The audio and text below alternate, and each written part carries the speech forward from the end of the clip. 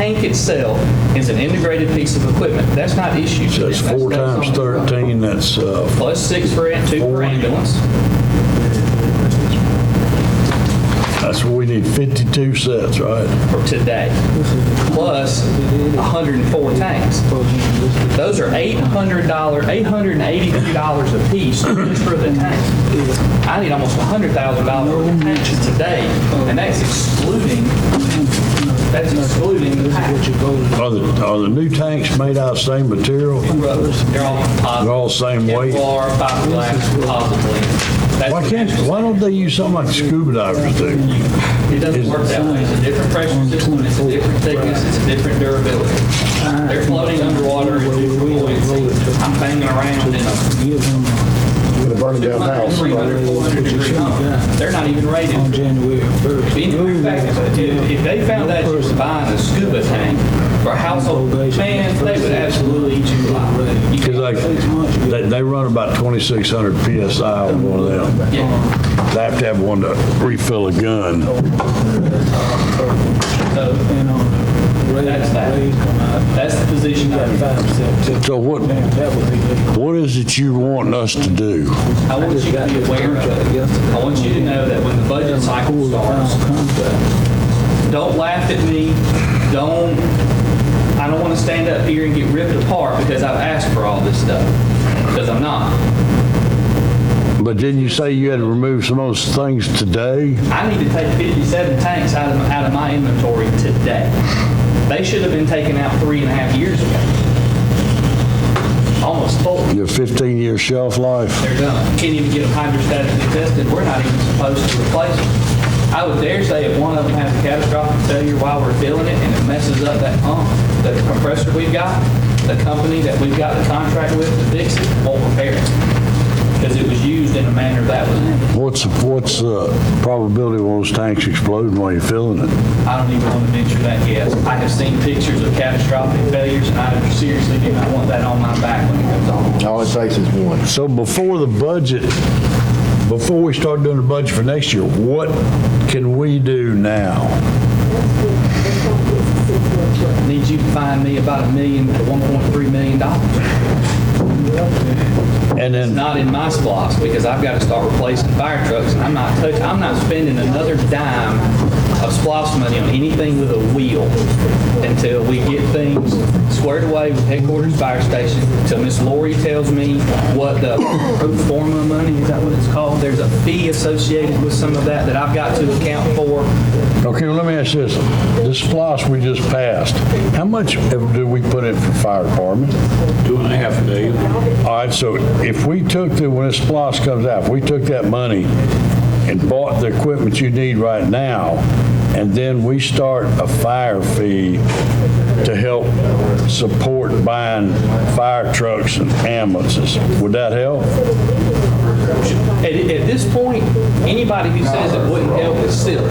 I'll take anything I can get. Well, what do you guys think about doing that? We need to charge a fire fee. Like per incident? Like No, well, you might call it a tax. annual fee Per parcel. per parcel of land?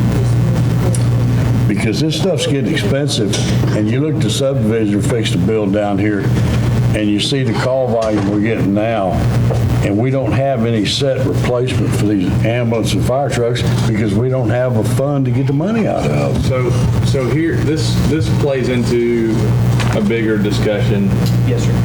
because this is not like, hey, let's buy a $5,000 lawnmower. I mean, this is like game changing.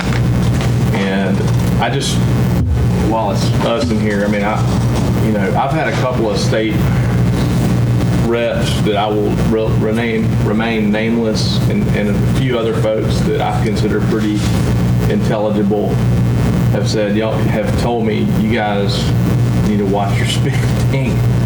Look at what you're doing. Like, compare yourselves to other. And I've been saying that, and it's one of those things. I've still not been able to. We did that little comparison with 3 other counties, and there was so much complexity. It was more complexity than we were prepared to throw really dug in. But I mean, our annual. So let me ask a question. So the total SPLOST and budget that we've got right now, SPLOST and operating tax basis budget is right at about 30 million, right? Well, the operating budget is about 36 million. Total. And then you get about 4 million on top of that per year in SPLOST money. So call it 40 million. So we're a $40 million, okay, so here's my concern, and I deal with this, on a very small level in my business where like I'll experiment and I'll throw money at a particular marketing program, and I went and added a program last year. And please forgive me I'm just giving you a little bit of how I think about this kind of thing. And for me in my budget, it costs about $6,000 for the year for this marketing program. I got one lead that was a dead lead out of it for $6,000. I monitor my business closely enough and I track where my sales come from so that I can determine when I'm spending dead money. Okay, and then what do I do the next year is I take that, I don't quit spending it, I take it and I reallocate it towards things that are producing. Now, we're a government, we don't produce anything but services. We don't earn a profit, right? But I've had people warn me that they feel like we are spending more than we need to, in this county. And then I hear, and when I hear this kind of thing, I think, oh my God, we're not funding this department enough, just like we hadn't been funding our roads enough, quite honestly. I mean, those are two observations that in the short term that I've been here, I feel like have become very obvious. But we're funding something, it's like I feel like there's got to be something out there in our budget that we're not reclaiming, and reallocating our resources because, and again, I may be wrong. Maybe after a detailed comparison, somehow we've been wrong about the fact that we have a much higher budget than anybody around here per capita. The last time that we looked at it, we're on average $200 to $300 per capita in spending over several other counties of similar size, and yet we have we have issues like this that have been looming. So somewhere, somehow, there's got to be some money. I'm just going to go ahead and tell you right now, my gut is to not continue expanding the budget. And I don't mean to put the pressure back on you. It's on all of us collectively, but do we have too many employees in different departments? Like, where's the fat? Like, where is the fat in our budget? Because it's got to be there somewhere. Meanwhile, we've got, and look, my perception is there are things we have to fund, that there's no doubt in my mind, and fire safety and EMS and our sheriff's department, those are things that I don't want to take any heat. Can I interject something? Please do. Somebody do. On those comparisons they gave us, one thing we failed to look at on those comparisons, a lot of those counties are charging a fire fee, a lot of them charging business licenses. There's so many things out there that we have not been charging, and it makes us look like we're overspending. I'm getting heat though every time. There's people that are saying, look, the county is constantly looking for more ways to tax us, and I don't mind doing that. Like that, we were hired to do a difficult job, and sometimes nobody wants to pay more, and sometimes somebody's got to do the difficult job and make that decision. However, I'm getting to the point where I am not comfortable voting on any budget expansion until we know for a damn fact that we're within the guidelines. Because, I mean, are there departments that have 20, 25% too many employees? I mean, I think, if I recall, our labor and our employment costs, are one of our biggest ticket items for this. Because of our benefit package. Because of the benefit, and you got all the matching funds that we have to pay for, FICA and SUTA and everything else and benefits and so I just don't know, like, at what point do we turn back in and say, or maybe we're wrong. Maybe I'm wrong, because your income is one issue. So we always tend to, when we have a crisis like this, look at it today. Our first reaction, hey, how are we going to? And it's a good reaction. It's true, because the money's got to come from somewhere.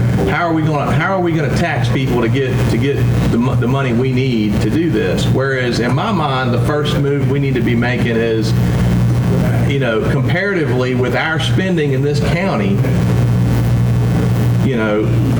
are we in line? Are other counties doing the business of their county per capita more efficiently than we are? And if so, then our first response needs to be, where is this money going that should be going to our fire and EMS? Not how do we procure more? But then again, if our income level is this and our cost is this, that's where they're getting that per capita. We're paying $300 more than the other counties.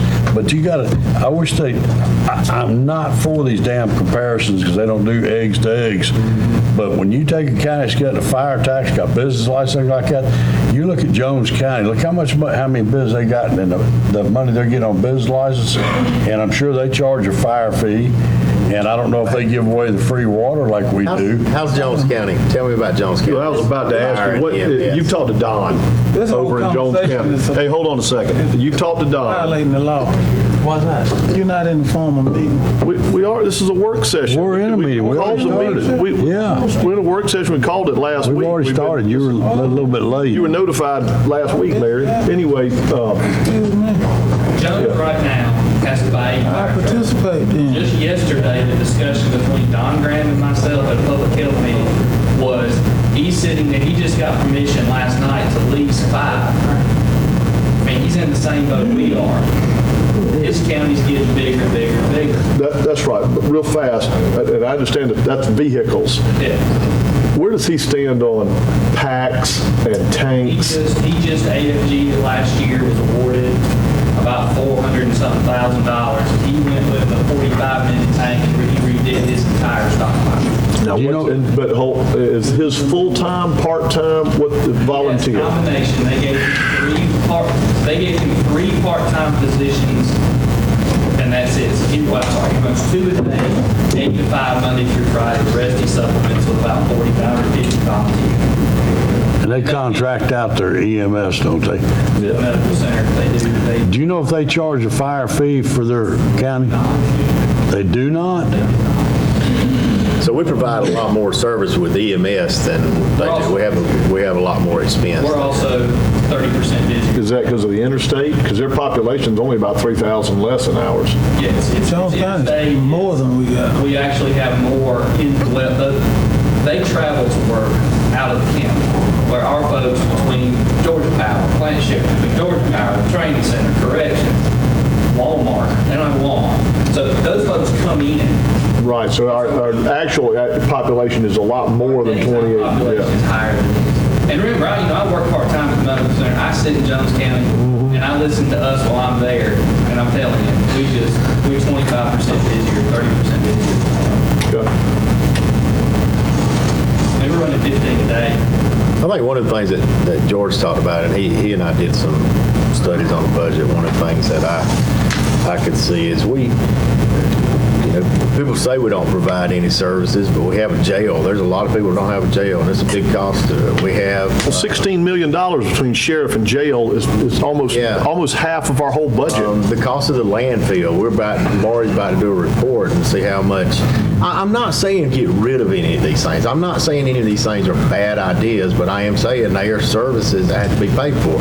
Jones County doesn't have an EMS. We have an EMS. We have a landfill. We have a jail. We are funding a hospital. So there are a lot of things that we are funding. That's true, but every county has to service those areas in one way or another. They may not have a jail, but they have to deal with prisoners. They have to deal with people that, I mean, right? Right. They got to pay for it. If they can't house them, they got to pay for somewhere. What do they do with their? They got to send them to the county that houses them and pay the bill. So, I mean, in my mind, like, you know, We had a good question. Which one's cheaper? I'm just saying, I mean, at some point, like, you have to work backwards, you know, and almost take every department and just say where, and I know this is not yet budget time, but I mean, I wouldn't be talking about this if I was already feeling a lot of pressure about the roads after really Jim's report and kind of seeing the status of and the overall lack of refunding that we're able to do. I mean, so we already had that uphill battle of sort of putting the T-splost out there. Well, I mean, I don't know. This is very. I mean, how much are we talking about right now per year that you feel like that once the backwards. You know, once we capitalized it to get you back to par, what are we talking about that we would really need to add to it? I'll put it in perspective as far as, remember, geographically, I'm trying to cover 400 square miles. So geographically, that's why I gave you that heat map for you to look at, is to see where the volume is. But if we, like everyone else, supplemental manpower that this county has counted on since forever, has now dwindled to nothing. We have to get out of the business of one-man fire engines. Well, if you look at it, so if we look at the ambulance service, everybody wears two hats. All right, so let's say that in your district, that ambulance on Johnsonville is dealing with one in cardiac arrest at the personal care home right down the street. You understand that there's not a dedicated 24-hour firefighter between Forsyth and High Falls. Bowling Road's the same way. Bowling Road's the same way. That truck catches, let's just say it catches a fire alarm. There's not a firefighter between Forsyth and Bibb County. And if you look at that volume map that I'm showing you, that's what we're starting to see is that whole southern part of the county, regardless of population, I don't care about population, regardless of population, the volume is increasing substantially. So in my district right now, we don't have a full-time. You have one dedicated 24-hour firefighter on a fire truck in High Falls. One. You got a split dedication crew in Johnsonville. So depending on what happens, they either take a fire truck and an ambulance or they take just an ambulance. Okay? And so you got nothing between Forsyth and High Falls. Matt, this map you gave us showing the heat indicators where they're being used at, does that break down the difference in fire calls and EMS calls? No, sir. That's total. Then the majority that's EMS. About 92%. But remember, it's not just I have an upset stomach. It's a car crash. It's going to, having to do things with doctor's offices. It's hazmat. It's alarms. It's not just something burning. But then we get a lot of free rides No, so we to don't the give, doctor's office. we don't give any free rides. I mean, if they go up there and they say they feel bad, we got to haul them down to the hospital. Matter of fact, most of our patients now, I'd say well over 50% stays in county. We have pushed that ridiculously hard on the crews. But they have 6 hospitals within 30 miles to choose from. Let me add on to what George said. Every meeting, you've been coming up here almost every meeting, spending 2020 splash money. That's unheard of. Every meeting you got, but here we got another mower that might be busted and Mike can get by without it. every meeting, a $200,000 ambulance. You know, you got to look at ways that's cost conscious. We have to report to the taxpayers, and they question all of this. When you say we don't have a firefighter, but dedicated firefighter between Macon and Forsyth, what's JD and the rest that are volunteers for? We put on, I want to just cite you, if you want to staff every fire station, let's look at it. Let's look at contracting EMS side. I've talked to some places that might take on our EMS for nothing and take that money and put it into firefighters. But this is ridiculous. Every meeting we come up here, you got to buy 10 or 12 things. We're going to take it out of the 2020 budget. You're binding over the next commission. That's what you're doing. For those that will be here, and you look back and say, well, you done spent all that 2020 spot. We're all going to be here the 2020. All of us are going to be here for the 2020. After that, 2021.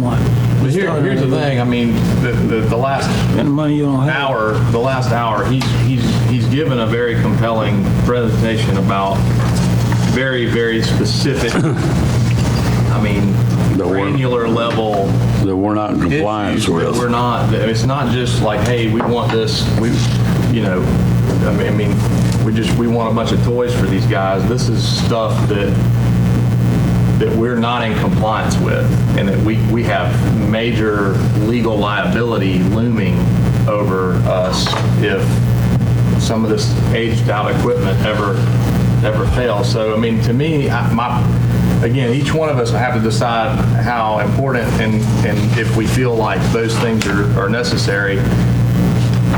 Just my first take and my gut reaction is that, there's very little that you presented today that I think we can do without.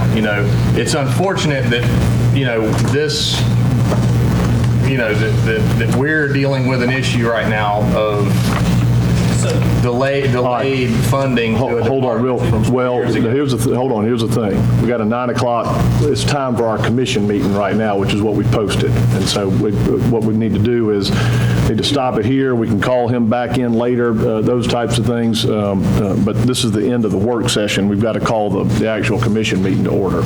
Chief, appreciate you being here. Appreciate all your information. You were not asking for an action item this morning anyway. This was an update on, and we've got plenty of time to get in touch with the chief afterwards about that. This time, go ahead, Deputy Wilson. Ladies and gentlemen, if y'all would make sure you're on the wrong side. Come to the other portion of the meeting, if you would, raise your hand, state your name, and address for the record. Coach? Thank you, Deputy Wilson. Commissioner Rowland, if you would, give us the invocation, and then we'll have the Pledge of Allegiance. Father, we thank you for today. We thank you for this beautiful day you've given us and this sunshine. Lord, we want to do the business of our county today and for our citizens and provide for their safety and health and welfare. Let us do that in a way that's pleasing unto you.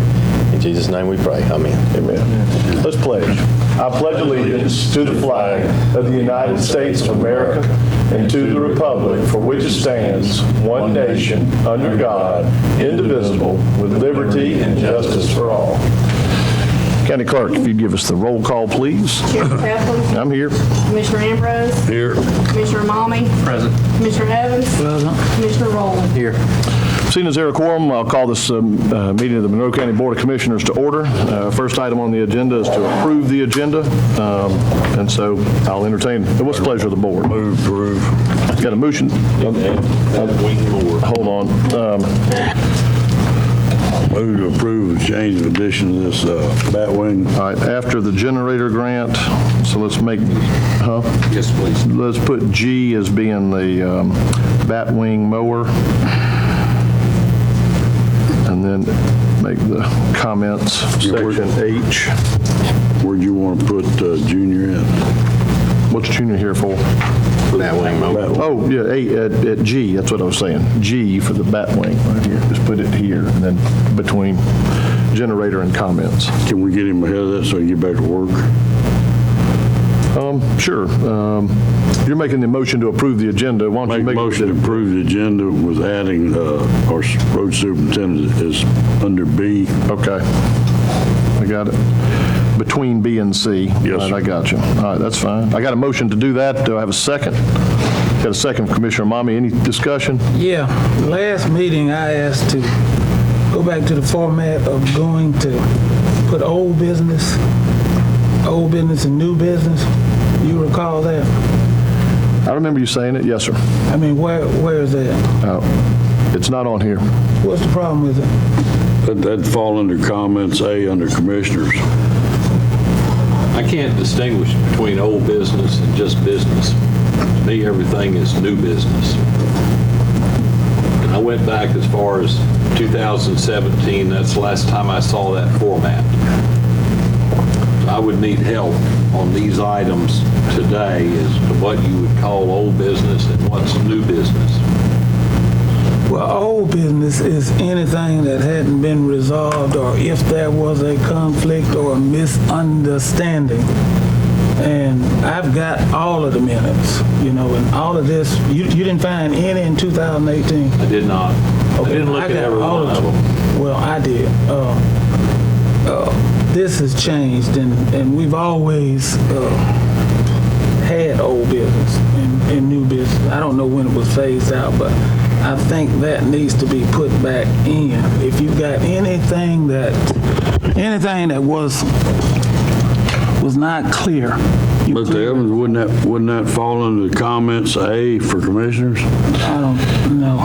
No, but let's make a distinction. What we'll do is today, for the purpose of moving forward with the meeting, can we address it through the next week for the next meeting for old, and let you give a definition to Mr. Hedges about that, how you want that to play out, because I'm kind of along the lines with Jim.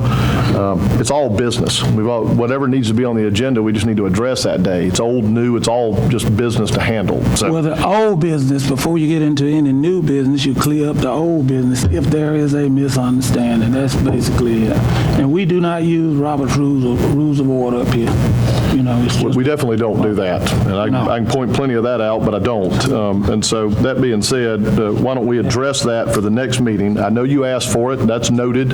We'll work on it for next meeting, okay? So that we can we just need to get the meeting going. We've got an agenda, we've got a motion to approve the agenda, adding the bat wing between B and C.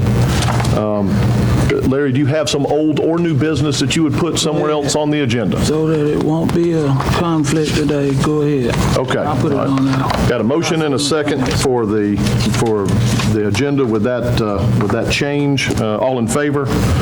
All right. Next item on the agenda is to approve the minutes from July 2nd. Janet, you've provided those. Now, what's the pleasure of the board on that? Move, Rove. Got a motion to approve the minutes. Do I have a second? Second. Got a second, Commissioner Rowland. Any discussion? Yeah, on page 8, the bottom 6 lines, Commissioner Rowland stated he was interested in saving money. He stated Bentley Cox had been asked because he is a general contractor to assist in completing the fire station. Philip English has been there from the beginning, and he has been working with Bentley. Additionally, we have had Carter Engineering working with us on the site. He stated all of these people are county citizens, and he feels as though if there was a way to save money, one of these guys would have said it. Commissioner Evans stated he totally disagreed. He stated there's no need to circle a fire station, which was noted, and goes on. Commissioner Rowland stated that Bentley was brought in because he was a general contractor, but the fire station was almost complete when he was brought in. And then it says he. It should say Larry Evans, that's me. Stated the only thing left was the concrete. He stated he mentioned to Mr. Hedges that it could be bid both ways and it would save money. He stated it was the only person that had been involved in the station from the beginning. Okay, point being, when was Bentley Cox brought in? When? Who, by whom? May the 3rd, May the 3rd. following the Yep, meeting yep. and the instructions by this board on May the 2nd. This board gave you instructions to hire Bentley Cox. Yes, sir? Yes, sir. At what rate? And for what? As general contractor. We didn't need any services whatsoever. What rate are you paying Bentley Cox? I think it's $25 an hour. Okay, up to how many hours? Well, he's billed me for $1,000. So I guess that's 40 hours. And what exactly did he do? He's overseeing the site preparation. He's dealing with subcontractors. He's on site 8 to 9 hours a day. 8 to 9 hours a day. 7 to 8 hours a day, yes, sir. Give me a break. Listen, the site contractor over the site project is Carter and Sloop. They are the ones that did the site plan. They did it. We accepted the site plan. We paid them for it. They are to supervise the site. Philip English, he is the person that we asked to monitor that and do it and actually do the physical labor. As far as being on the site every day, that's a complete waste of money. I didn't get getting paid. done, Larry. It was already getting done. No, it Listen, wasn't. let me speak. Go ahead. You can say whatever you want to when I get through. There was no need. It was totally unneeded to bring Bentley into this picture at all. The work was done. We voted for the county manager to do that, hired, this is out. Listen, I'm talking. And when I finish, you can talk. This was totally unneeded. You cannot justify the cost, but you just got through talking about wasting money. That is a total waste. Is Bentley connected with anybody up here? What do you mean connected? How do you When I say define that? connected, are you related to him or anything? It makes no sense. And you're going to tell me he's out there on that job 7 or 8 hours a day. I'm the one that negotiated with corrections to bring corrections in here. I'm the one that could work with every contractor. And the only reason you wanted me off this job, the only thing was left was the concrete. And that was all spelled out by Carter and Sloop. We didn't need anybody else out there. That's a total waste of money. I cost you absolutely nothing. And I was out there every day. I'm the one that negotiated everything with it. And you're going to bring in somebody at the end, right at the end, and going to pay him. He out there 7 or 8 hours a day doing what? It's ridiculous. And it's crazy. It's the craziest thing in the world. Now you can talk. Go ahead. I'd just like to say that now that we've got Mr. Cox out there, the things are getting finished. This thing should have been done 6 to 8 months ago at a cost that was more reasonable, but every time we stretch out, the cost of everything's going up. Contractors are costing more. We voted 3 to 1 that Mr. Amami abstained because he was down in that other meeting. You voted against it, and it was approved, and I think it's a dead deal. It's done. We've approved this act.